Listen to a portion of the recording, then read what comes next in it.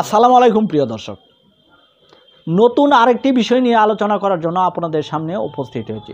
সিএজ record এবং কবিলতনামা, এই দুটি বিষয় আছে।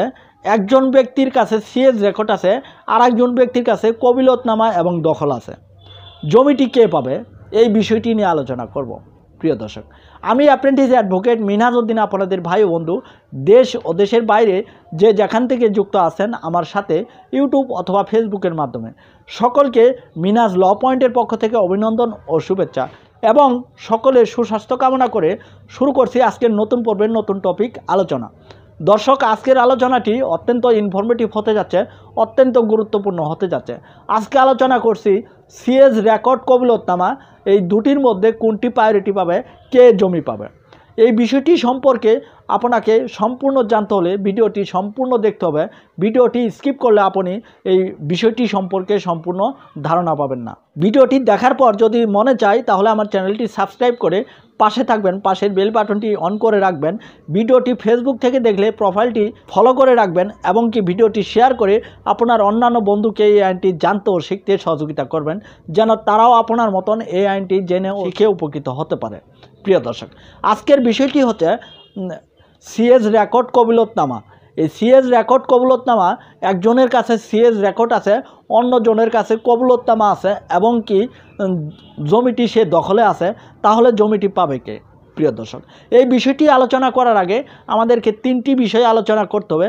একটি হচ্ছে সিএজ রেকর্ড, আরেকটি হচ্ছে খাস জমি, আরেকটি হচ্ছে কবিলতনামা।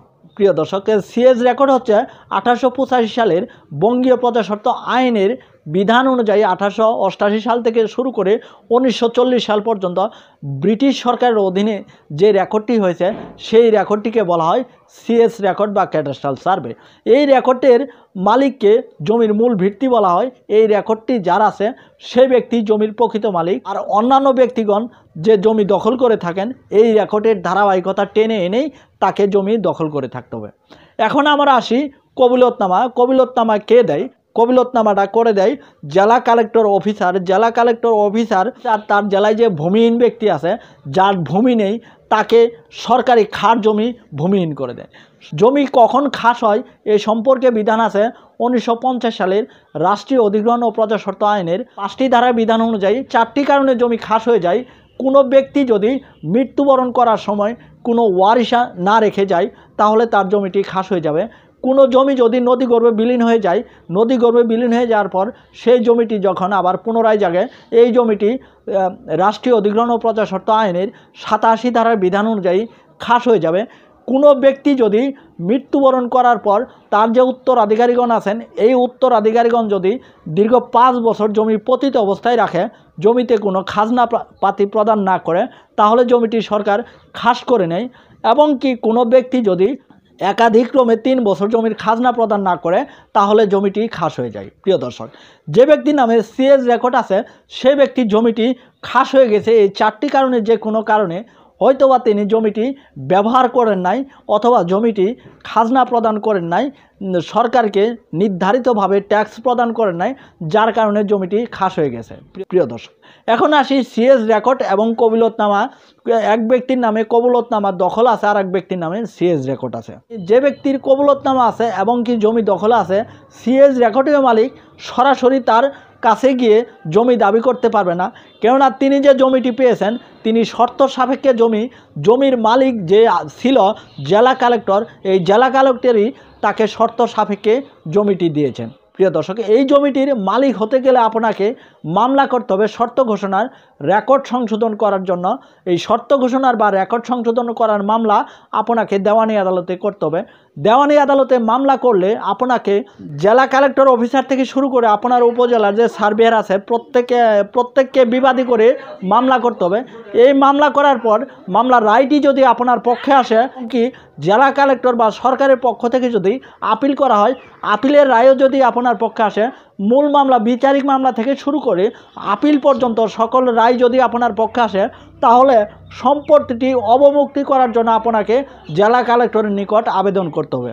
সম্পত্তিটি যখন অবমুক্তি করার জন্য আপনি জেলা কালেক্টরের নিকট আবেদন করবেন, জেলা কালেক্টর সম্পত্তিটি অবমুক্তি করে দিলে তখন জেলা কালেক্টর যে কবুলতনামা করে দিয়েছে এই কবুলতনামা কিন্তু শর্ত সাপেক্ষে করে দিয়েছিল।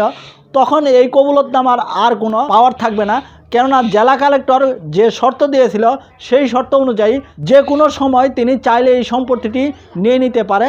তাই তিনি এই সম্পত্তিটি অবমুক্তির মাধ্যমে আপনার কবুলতনামাকে নাকচ করে দিয়েছেন। এই সম্পত্তিটি অবমুক্তি হওয়ার পর এই অবমুক্তির কাগজ সহ আপনার উপজেলার যে এসিলেন অফিসার আছে এই এসিলেন অফিসারের নিকট এসে আপনাকে নাম জারি করতে হবে।